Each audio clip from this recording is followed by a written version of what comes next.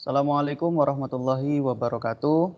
Selamat pagi anak-anakku semua, siswa-siswi SMP Negeri 1 Samarinda yang beragama Muslim.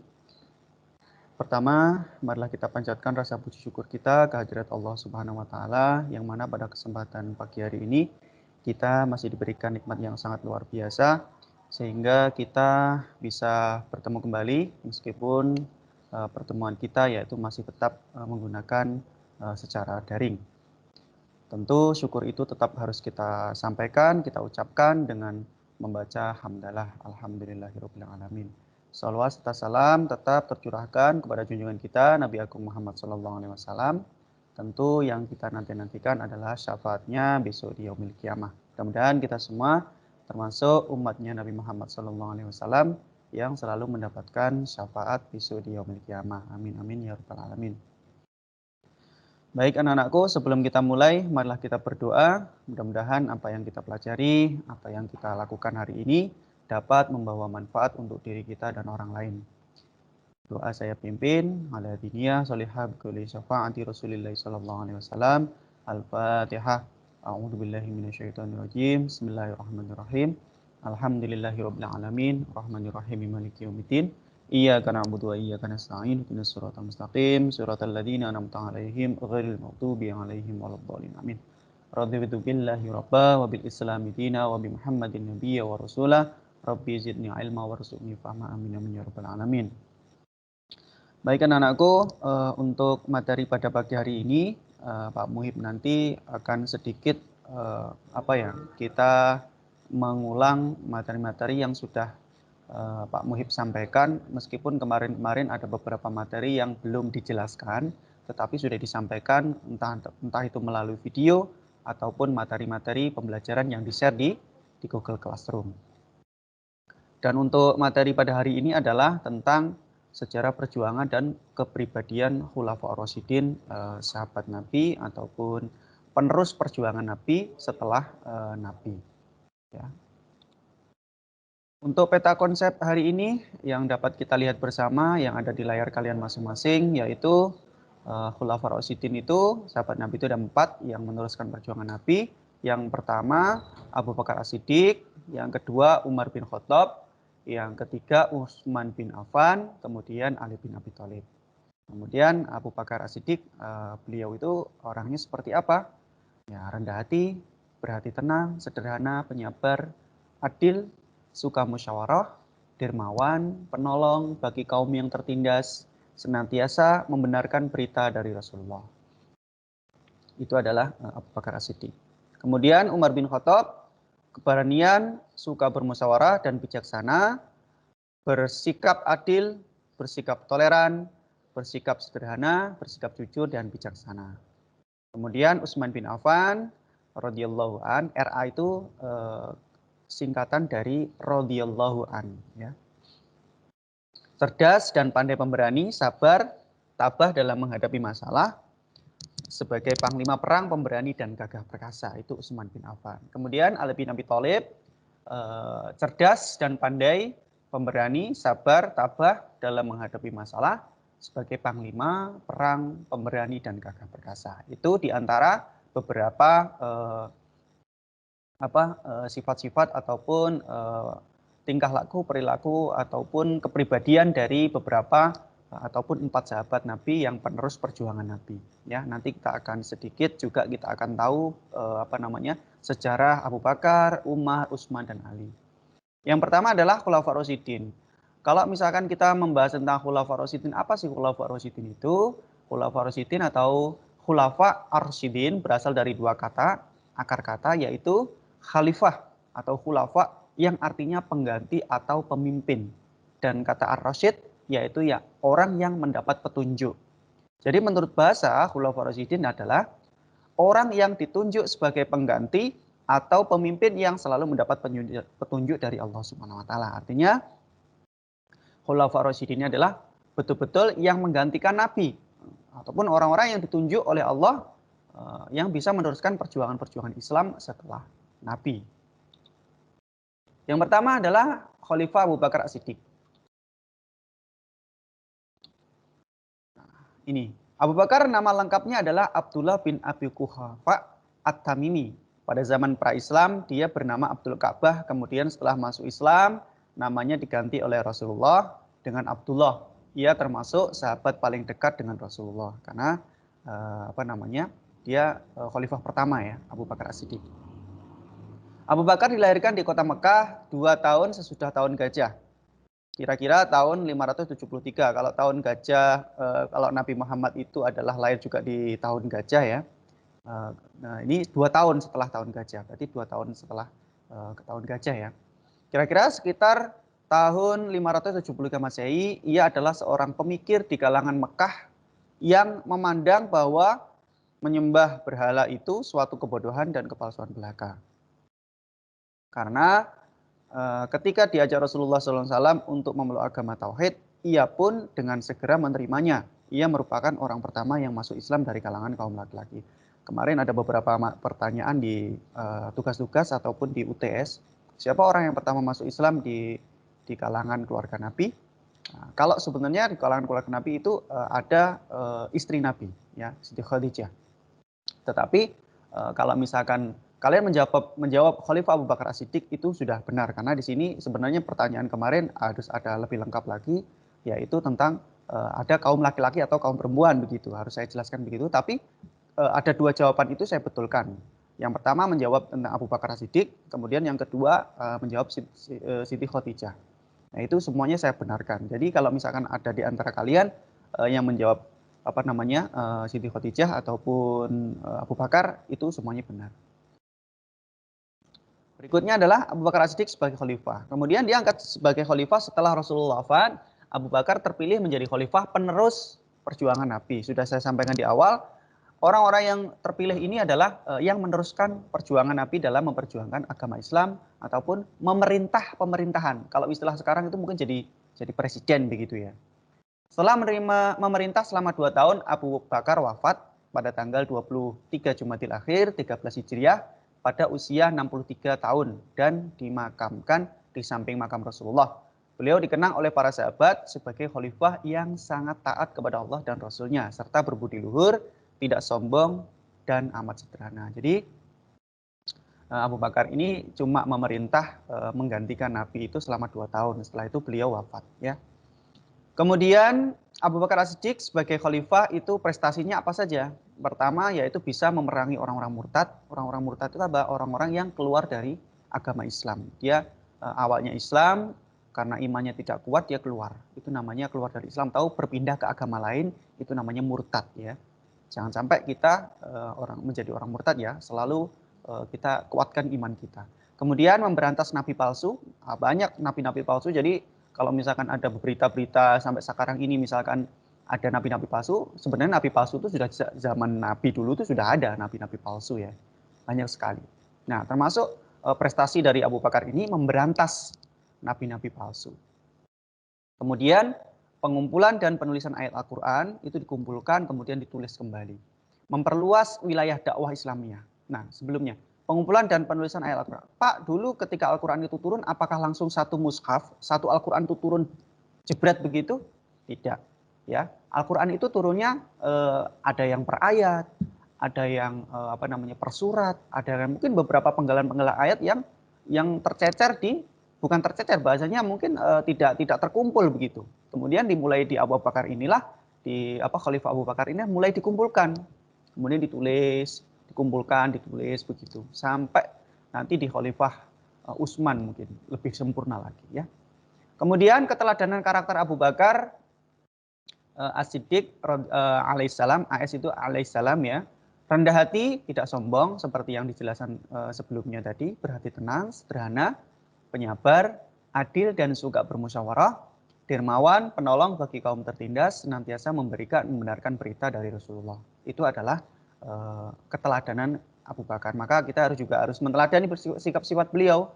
Ini sifat yang sikap-sikap ataupun karakter yang diajarkan Nabi. Rendah hati, tenang, sederhana, penyabar, dan lain-lain. Maka kita juga harus sedikit banyak meniru apa-apa yang seperti khalifah-khalifah yang sudah diajarkan oleh Nabi. Kemudian yang kedua, kalau yang pertama Abu Bakar, yang kedua adalah Khalifah Umar bin Khattab radhiyallahu an. Nah, kita langsung baca aja. Umar bin Khattab, nama lengkapnya adalah Umar bin Khattab bin Nufail, keturunan Abdul Uzza al-Quraisy dari suku Adi, salah satu yang terpandang dan mulia. Umar dilahirkan di Makkah 4 tahun sebelum kelahiran Rasulullah. Jadi artinya berarti Umar bin Khattab ini lebih tua ya. 4 tahun sebelum kelahiran Rasulullah. Berarti 4 tahun lebih tua daripada Rasulullah. Ketika menginjak remaja, ia mendapatkan kepercayaan dari suku bangsanya Quraisy untuk menjadi wakil dalam berbagai perundingan dengan suku-suku yang lain. Salah satu sifat yang menjadi karakter Umar bin Khattab radhiyallahu an adalah pemberani, tidak mengenal takut dan gentar, mempunyai ketabahan dan kemauan yang keras, serta tidak mengenal kata ragu dalam dirinya. Itulah sikap yang dimiliki Umar. Makanya kalau Umar itu memiliki gelar pemberani ya, yang paling galak begitu bisa dijadikan waktu dulu ya. Dengan masuknya Umar bin Khattab ke dalam barisan kaum muslimin, maka mulailah Islam mendapatkan amunisi baru untuk menyusun kekuatan dalam dakwah. Memang benar, setelah masuknya Umar ke dalam Islam, para sahabat menjadi lebih berani dengan terang-terangan berdakwah dan melakukan aktivitas keagamaan. Karena ya Umar sendiri orangnya pemberani, tegas begitu. Maka para pejuang-pejuang Islam dulu itu mulai berkembang, mulai berani juga. Kemudian Khalifah Utsman bin Affan. Utsman bin Affan nama lengkapnya adalah, ini biografinya, Utsman bin Affan bin Abil As bin Umayyah bin Abdi Syam bin Abdi Manaf dari suku Quraisy. Lahir pada tahun 576 Masehi di Taif. Ibunya yang bernama Urwah adalah putri Ummu Hakim Al-Baidah, putri Abdul Muthalib. Nasab Utsman melalui garis ibunya bertemu dengan nasab Nabi Muhammad pada Abdi Manaf ibnu Qusayyi. Nasab Utsman bersambung melalui Umayyah bin Abdi Syam bin Abdi Manaf. Sedang nasab Rasulullah bersambung melalui Abdul Muthalib bin Hisham bin Abdi Manaf. Ayah dari Utsman, Affan, adalah seorang saudagar kaya raya dari suku Quraisy. Artinya Utsman bin Affan ini masih satu keturunan, istilahnya apa ya? Masih ada saudara ya, darah dengan Nabi Muhammad. Nah, berikutnya Khalifah Utsman bin Affan ini periode pertama ya, mungkin secara pemerintahan ya, kekhalifahannya. Utsman bin Affan membawa Islam kepada kemajuan yang luar biasa. Ini setelah Abu Bakar ya. Pada masa periode pertama ini segalanya berjalan lancar dan stabil. Kemudian periode keduanya Khalifah Utsman mengalami berbagai rintangan yang cukup besar. Artinya dalam memimpin sebuah negara itu Utsman bin Affan juga tidak semudah apa yang kita bayangkan, tidak semudah apa yang dirasakan. Banyak rintangan-rintangan yang dihadapinya. Yaitu pemberontakan dan pembangkangan di dalam negeri yang dilakukan oleh sekelompok orang yang kecewa terhadap baiat khalifah dan beberapa kebijakan pemerintahannya. Biasalah seperti itu ya. Seperti sekarang ini mungkin banyak sekali yang tidak suka dengan pemerintahan yang sekarang. Kemudian juga banyak sekali yang suka dalam pemerintahan sekarang, itu hal yang biasa. Tetapi Utsman juga tidak semena-mena benci terhadap rakyatnya, tetapi dia selalu mengadakan evaluasi untuk kesejahteraan rakyatnya ataupun untuk kemajuan Islam sendiri di sana gitu ya, dalam pemerintahannya. Artinya dia memimpin negara tidak hanya sekedar memimpin, tapi dia juga tujuannya untuk memperjuangkan agama Islam agar lebih luas, agar lebih besar, agar untuk memberantas orang-orang kafir, orang-orang musyrik ya, agar dia artinya memberantas bukan membunuh, artinya biar menyelamatkan mereka. Artinya dari zaman jahiliyah menuju zaman kebodohan, dari zaman kebodohan menuju zaman keislaman. Artinya orang-orang yang belum Islam diislamkan, seperti itu. Dengan cara-cara yang diajarkan oleh Rasulullah, dengan lemah lembut, tidak ada kekerasan, tidak ada paksaan untuk membunuh orang, itu tidak ada, ya. Karena Islam mengajarkan tentang akhlak. Jadi tidak ada kekerasan, pembunuhan, ataupun mungkin saat ini yang sedang lagi rame-rame tentang teroris dan macam-macam, itu tidak dibenarkan. Ya, itu dengan cara yang salah dan itu pemahaman-pemahaman yang tidak benar. Ya. Kemudian Utsman memangku jabatan khalifah selama 12 tahun dimulai dari 23 sampai 36 Hijriah, mulai dari usia 70 sampai 82 tahun. Mungkin ini usianya lebih tua ya, paling tua ya. Kalau misalkan Nabi Muhammad itu 60, kemudian Abu Bakar tadi 63, kalau ini sudah 70 sampai 82 tahun, artinya sudah hampir 12 tahun ya. Kepemimpinan Utsman sangat berbeda dengan kepemimpinan Umar. Hal ini disebabkan karena ketika Utsman diangkat sebagai khalifah telah berusia 70 tahun serta sifat lemah lembut yang dimilikinya. Artinya meskipun Utsman ini sikapnya adalah pemberani, juga beliau ini adalah mempunyai lemah lembut ya, tegas. Tapi ya berbeda lah dengan Umar. Kalau Umar kan Umar kan gagah berani, artinya dia pemberani, galak lah istilahnya, orang tegas gitu. Kalau di Utsman ini memang dia tegas, tapi ada lemah lembutnya karena dia usianya sudah 70 tahun, sudah tua. Ya, berbeda. Kemudian prestasi Khalifah Utsman memperluas dakwah Islam, mengganti gubernur-gubernur wilayah Islam yang ingin memisahkan diri setelah wafatnya Khalifah Umar. Kemudian memperbanyak naskah Al-Quran yang sudah dibukukan menjadi 7 eksemplar ya. Kalau dulu pada waktu Umar dikumpulkan, waktu Utsman inilah dikumpulkan lagi, dirapikan lagi ya. Pembagian air ke kota-kota, membangun bendungan, kemudian menjaga arus banjir dan lain-lain, membangun perekonomian yang menyempurnakan pengaturan administrasi negara, membangun angkatan laut, membangun jalan-jalan jembatan untuk memperlancar jalur dakwah dan perekonomian, mendirikan masjid-masjid, dan memperluas masjid Nabi di Madinah hingga 160 kali 150 hasta dengan tiang pualam, dinding batu berukir, bertahta perak, dan atap melengkung. Artinya dari zaman Utsman ini Islam mulai meluas, ya, mulai modern, mulai berangsur-angsur, mulai membaik, ya. Artinya dari khalifah pertama, khalifah kedua, khalifah ketiga itu ada terus ada perbaikan, kemudian ada peningkatan dalam hal peluasan Islam.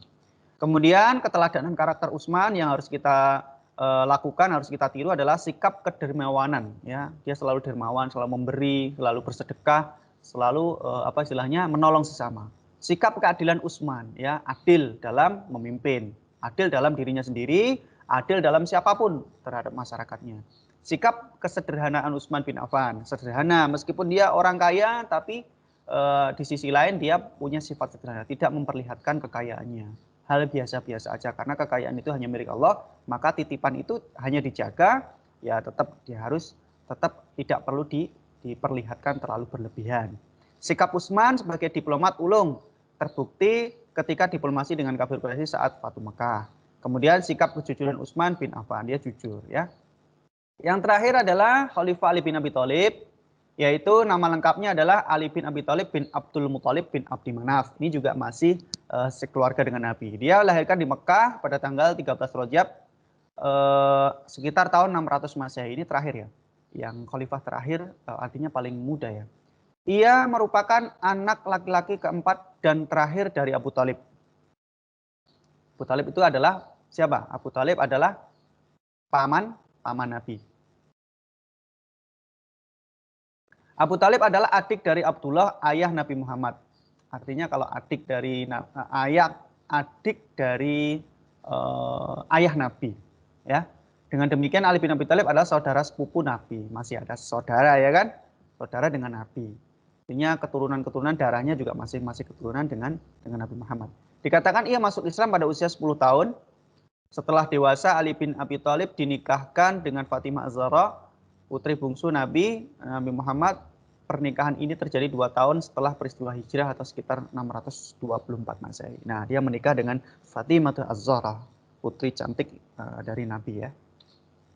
Kemudian Ali bin Abi Thalib diangkat sebagai khalifah, yaitu Utsman bin Affan. Setelah Utsman bin Affan tadi wafat ya, khalifah sebelumnya, kemudian melalui musyawarah mufakat seorang muslim beramai-ramai membaiat Ali bin Abi Thalib sebagai khalifah, menggantikan Utsman bin Affan yang meninggal dunia.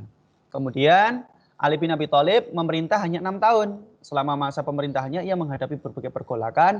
Tidak ada masa sedikit pun dalam pemerintahannya yang dapat dikatakan stabil.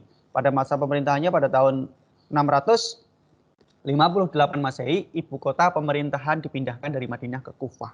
Alasan Ali memindahkan pusat pemerintahan dari Madinah ke Kufah adalah karena tidak menginginkan kota suci ini terkotori kancah politik. Pada tahun 2000 Ramadan, Ali dibunuh oleh seorang anggota Khawarij yaitu Abdullah bin Muljam. Banyak sekali konflik ketika Ali bin Abi Thalib ini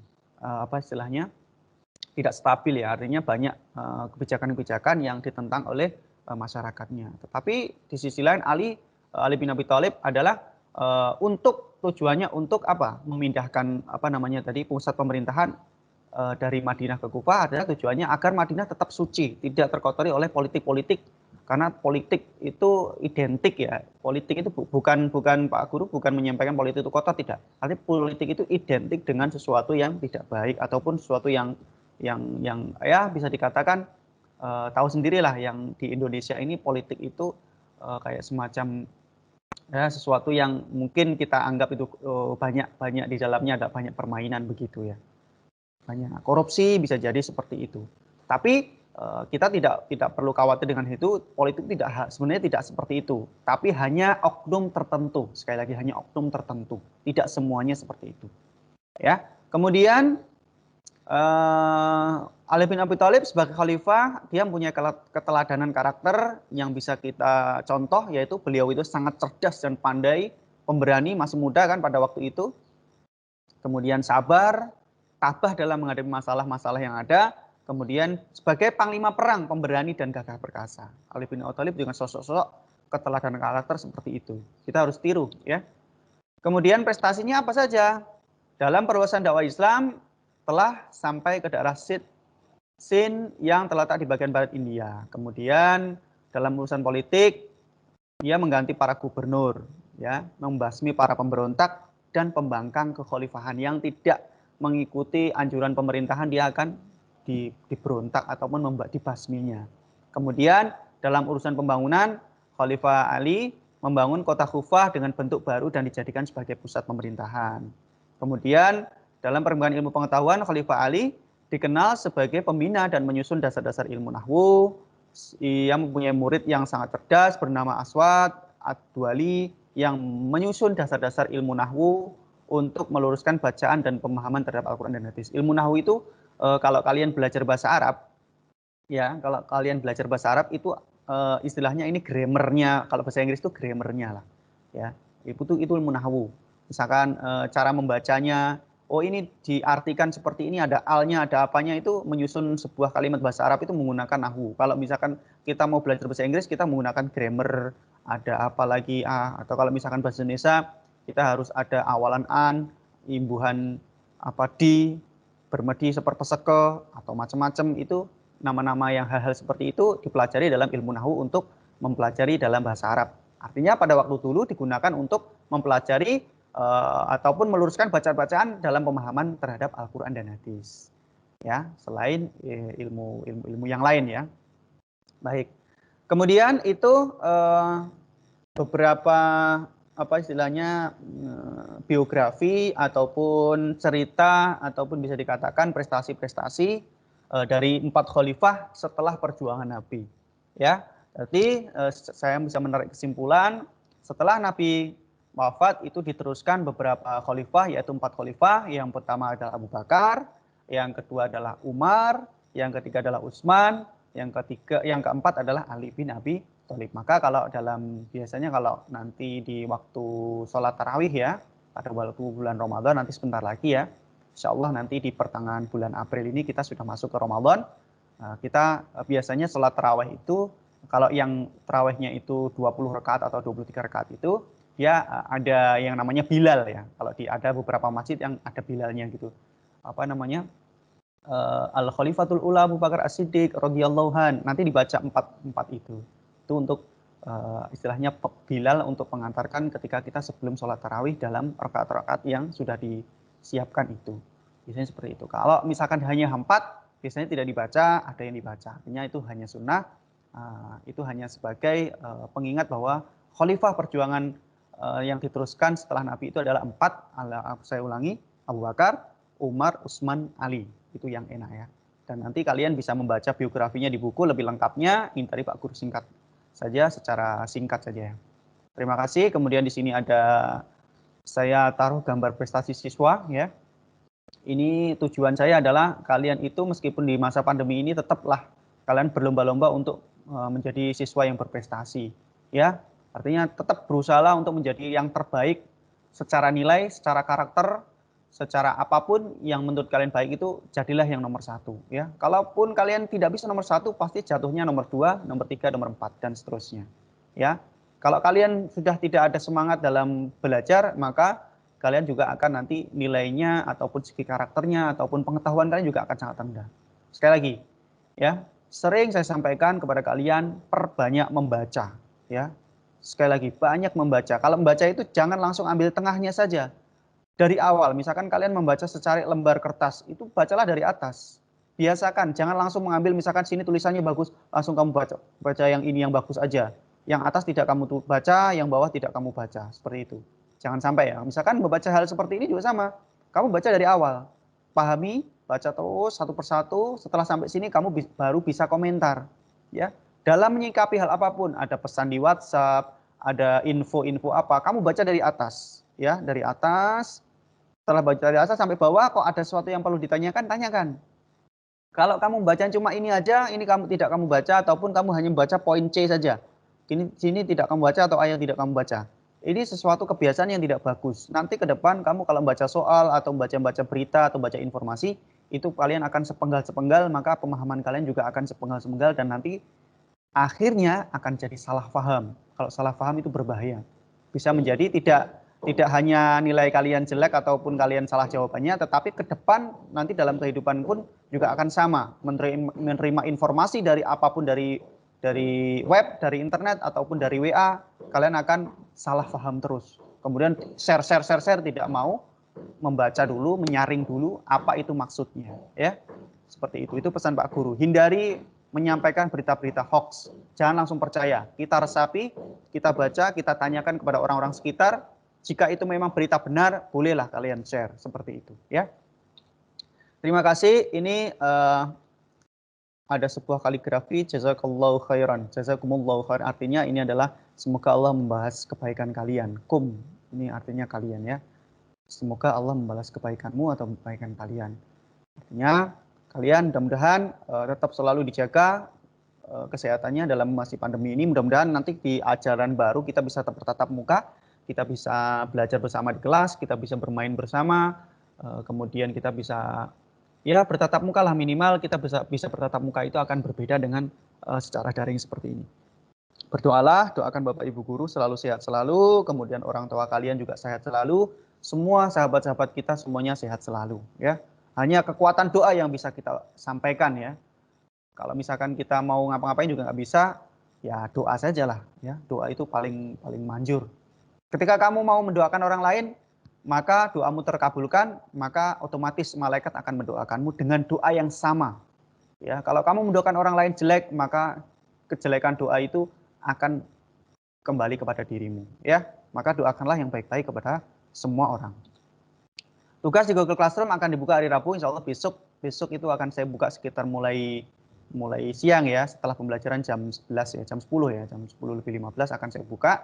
Nah, untuk hari ini belum saya buka, sengaja tidak saya buka karena nanti agar kalian fokus untuk pembelajaran.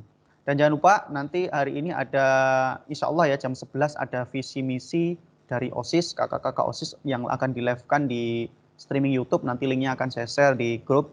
Silahkan nanti masuk, silahkan berkomentar, silahkan di-like, kemudian silahkan diramaikan. Teman-teman ajak semuanya nonton, itu adalah calon-calon OSIS kita ya, calon-calon ketua OSIS kita yang akan memimpin SMP 1 ke depan.